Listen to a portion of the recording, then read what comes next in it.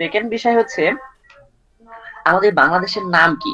আমরা অনেকে জিজ্ঞেস করলে হচ্ছে এই বিষয়টা, যারা একটু জানি তারা অবশ্যই জানি, যারা অনেকেই একটু মতদৈত্য করে যায় বাংলাদেশের আবার নাম হয় কিনা আমি জানি না, আশা করি তোমরা সবাই জানো। বাংলাদেশের নাম হচ্ছে গণপ্রজাতন্ত্রী বাংলাদেশ। আর ইংরেজিতে কি বলে এটা কেউ জানা আছে কিনা?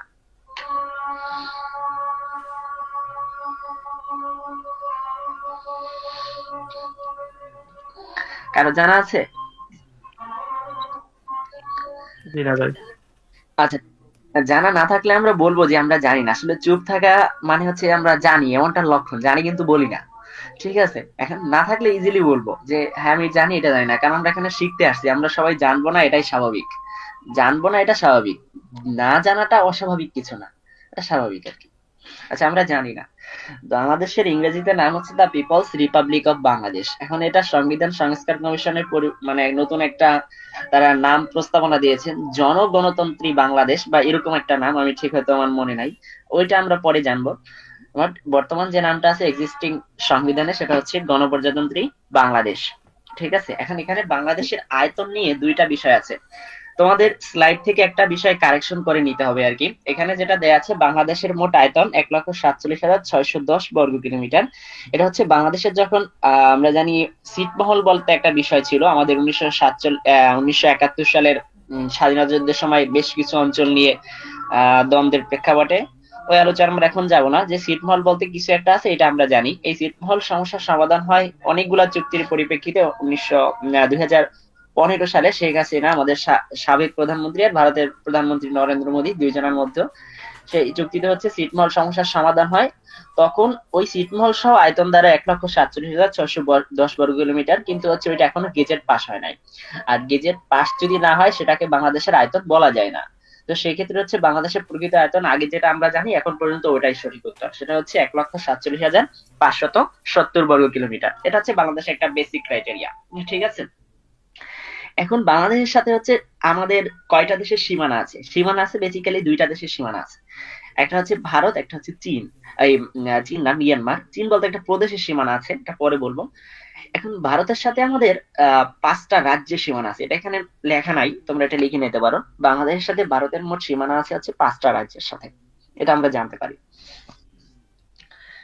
তোমরা হচ্ছে স্লাইডটা পেয়ে যাবা পরবর্তীতে, বা কানেকশন সবাই পাবা ইনশাল্লাহ। ৫টি রাজ্যের সাথে সীমানা আছে। এখন ৫টি রাজ্য আমরা পরে পড়বো।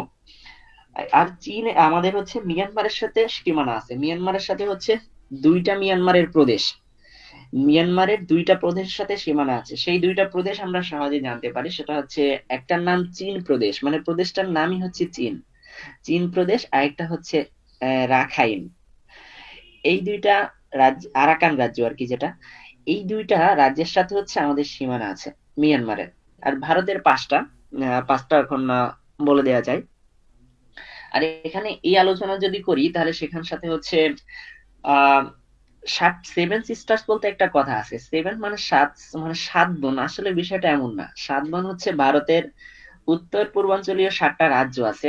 আহ যদি সরাসরি ক্লাস, মানে অনলাইন ক্লাসের এটা একটা অসুবিধা যে হচ্ছে সবকিছু একসাথে দেখানো যায় না।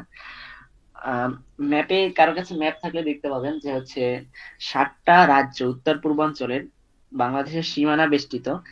এই ৭টা রাজ্যকে হচ্ছে বেসিক্যালি সেভেন সিস্টার্স বলা হয়। এতটুকু শুধু জানেন, বাংলাদেশের উত্তর পূর্বাঞ্চলের সীমানাবদ্ধ ৭টা রাজ্যের নাম হচ্ছে সেভেন সিস্টার্স।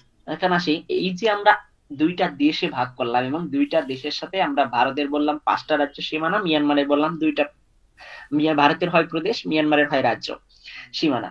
তো সেক্ষেত্রে এই উভয় দেশের বাংলাদেশের মোট সীমানার দৈর্ঘ্য কত? এটা হচ্ছে ৫,১৩৮ বর্গ কিলোমিটার। ভূমি মন্ত্রণালয়ের রিপোর্ট।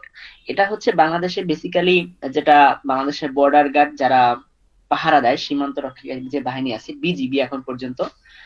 আগে নাম ছিল বিডিআর, বাংলাদেশ রাইফেলস। পরবর্তীতে হচ্ছে এটা বিজিবি হয়ে যায়, বাংলাদেশ বর্ডার গার্ড। এই বাংলাদেশ বর্ডার গার্ডের রিপোর্ট অনুযায়ী বাংলাদেশের মোট সীমানা হচ্ছে ৫,১৩৮ বর্গ কিলোমিটার। এটা খুবই একটা গুরুত্বপূর্ণ তথ্য। তাই মাধ্যমিক বুক অনুযায়ী সীমান্তের দৈর্ঘ্য কত এটা আসলে পড়ার দরকার না, এটা আসলে ভাবে আসে না। মোট স্থল সীমানা এটা পড়া যেতে পারে, ৪,৪২৭। এখন আসি বাংলাদেশের মোট সমুদ্র উপকূল, আমাদের যে অবারিত সমুদ্র নীল জলরাশি রয়েছে, সেখানে আমাদের মোট সীমানা আসলে কত? এটা আসলে কোনো দেশ ভিত্তিক না, এটা মানে বাংলাদেশের চারদিকে যে সমুদ্র উপকূল আছে, এটা আসলে আমাদের কতটুকু আমাদের সমুদ্র উপকূল হিসেবে আমরা চিহ্নিত করি। এটার ভিতরে কয়েকটা ক্রাইটেরিয়া আছে, সেটা আমরা পরে দেখবো। মোট উপকূল দৈর্ঘ্য 711 কিলোমিটার, এটা আমরা জানবো যে বাংলাদেশের মোট সমুদ্র উপকূলের দৈর্ঘ্য কত, 711 কিলোমিটার কিলোমিটার, এটা জানতে পারি। এরপরে